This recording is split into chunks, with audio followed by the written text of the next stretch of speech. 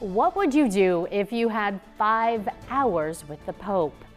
After a letter from former Joe Hayes convinced Pope John Paul II to come to Iowa, the next question, and it's a big one, where do you take him? It was the plan that the Des Moines Diocese had to figure out very quickly. Here's their story, looking back 45 years ago.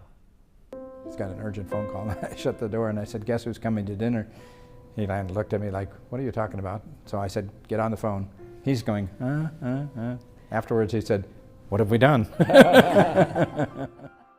All I remember is that I was in the Des Moines airport. I'd just come in from being someplace out in Ohio, and I called the bishop, and his voice was trembling, and I thought, oh, something's going on.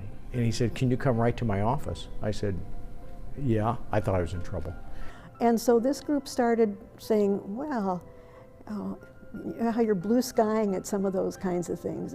And they said, "What would you do if you had him for 5 hours? We want to know what you would do with him."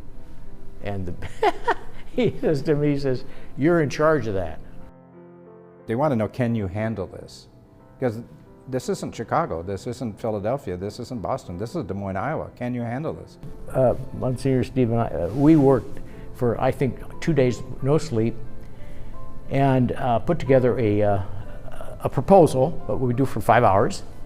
If he would come to Des Moines, if he could come to Des Moines, where would it be? I mean, you don't go any further with an invitation until you have a location. And so somebody came up with the idea, well, Living History Farms. And it was like, oh, Living History Farms. We're going to put this proposal in a leather binding with gold rings. And we are not going to mail it to him. We are going to hire a courier to hand deliver it to Bishop Kelly. That's how you do it. Archbishop Marcinkus was the president of the Vatican Bank. He was a Chicago priest originally. In fact, as a young man, he was a boxer, a big, big guy, you know. So the Pope tapped him to be the one that would coordinate his visits all throughout the world, not just to the United States. Marcinkus had called, and he's coming 2 hours early. So I had to rush the bishop back to Des Moines, to the diocese office, so he could jump in his car and go back to the airport by himself to meet Marcinkus. He said, "If we're going to rural America, I don't want to go in town. I want to stay outside of town." When Archbishop Marcinkus came out, we went out with him, and it actually, it was an afterthought because we're heading out Highway 5 to Interstate to go north up to Living History Farms with Marcinkus here from the Vatican. And he said, "Oh, I thought this was a rural parish. I flew in here and I saw a lot of pretty big buildings." And I Archbishop, listen, not a problem. There are lots of small Catholic parishes right out here, a lot of them. So we took the interstate and went down to Cumming Exit and went down to St. Patrick's and Irish Settlement. He got out of the car and he looked at this place and he said, "This is perfect." So he said, this would be the place he can come and make his first visit to the church, not the cathedral, but the church out in the countryside, you know, just surrounded by fields and things, you know. So then we went up to Living History Farms. So we go out there and, you know, like I'm supposed to know what's going on, right?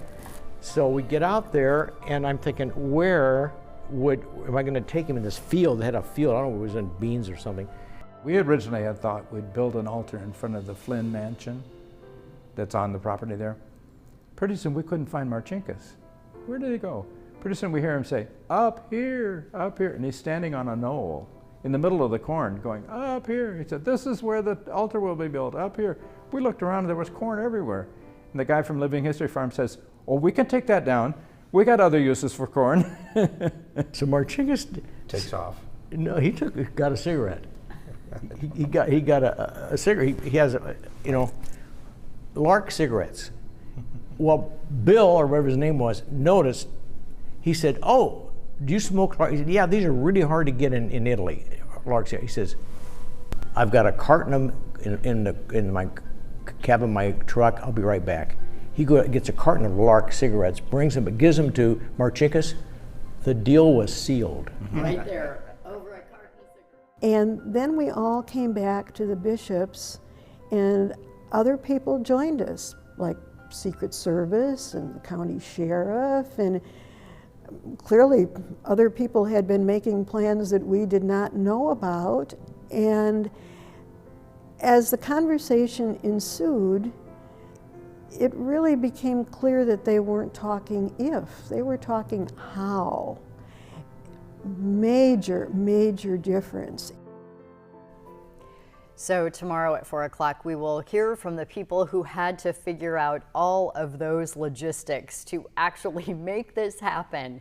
Hear what it took to figure that out, from transportation to security and building that altar out in the middle of the corn. We'll be right back.